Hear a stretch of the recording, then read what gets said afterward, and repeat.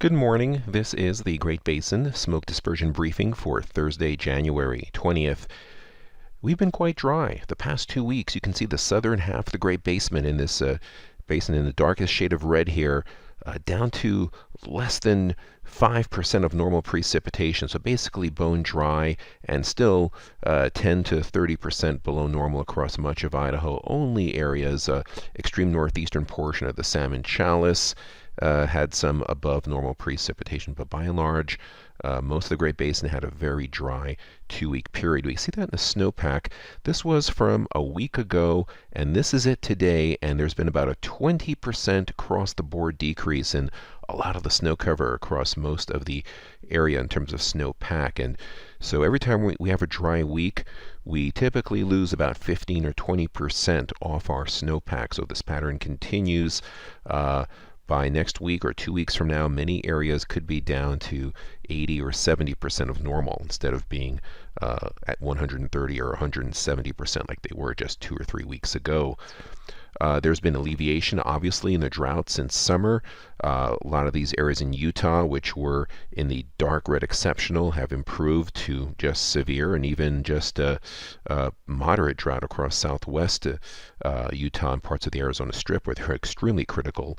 But we'll need precipitation to continue there, or that's going to start creeping back up. It's been very dry across south central Nevada. We expect that trend to continue. Looking at 1,000-hour fuels, driest in the areas of yellow where they are down into the low teens. Similar with the 100-hour fuels, and this golden area down here in southern Nevada is in the mid to upper single digits, along with 10-hour fuels. Although 10-hour fuels at the surface a bit moist right now with some of the recent weather across a good portion of central northern Nevada. Satellite imagery. High pressure building still from California through the western Great Basin, but we've seen cloud enhancement. A weak, fast-moving storm system. You see the trough here is going to drop down across Idaho and brush the eastern Great Basin with some light precipitation, some strong winds. We'll have to watch those as we go over the next 2 days. So here's the model for later this afternoon towards this evening. There's the moisture into Idaho, Wyoming, and far northeastern portions of Nevada into northern Utah. On the right, you see the dispersion, poor dispersion in the purple, but better dispersion overall in the red to yellows and whites as you head further south. Transport winds on the left, mixing heights, vertical mixing on the right. Now for tomorrow, that low closes off across southern Utah, wrapping a lot of moisture across parts of Utah, Colorado, into northeastern Utah. So there'll be about 6 to 12 hours of light to locally moderate precipitation across parts of Utah and Idaho and Wyoming late tonight through tomorrow. You can see how much better the dispersion is. Lots of areas in white, strong northerly winds, and that's going to be a concern. You see the transport winds out of the north. These enhanced purple shades are speeds of 35 to 45 miles per hour, producing excellent mixing. But we also see those humidities on the dry side down into the 20s and teens. Not unusual during the dormant brush season to get a rogue 10 to 50 acre fire when you have dormant brush, strong winds, and humidity below 20%. So we'll have to watch areas of southern Nevada for that tomorrow. The low pressure is further south, takes its moisture south of the Great Basin for Saturday. Strong high pressure building in with drying and warming across the Pacific Northwest and nosing into parts of the Great Basin, but still that strong northeasterly flow.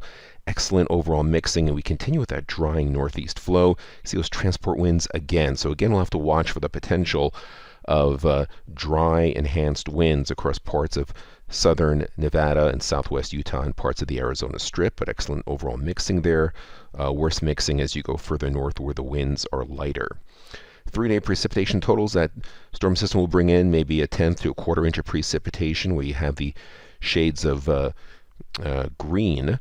It'll translate to about 2 to 4 inches of snow, especially in the higher terrain, maybe a bit more up there. Sunday high pressure noses in. We still have northerly wind flow. There's a storm system to our north, mixing best in the south, gets a bit worse further northwards.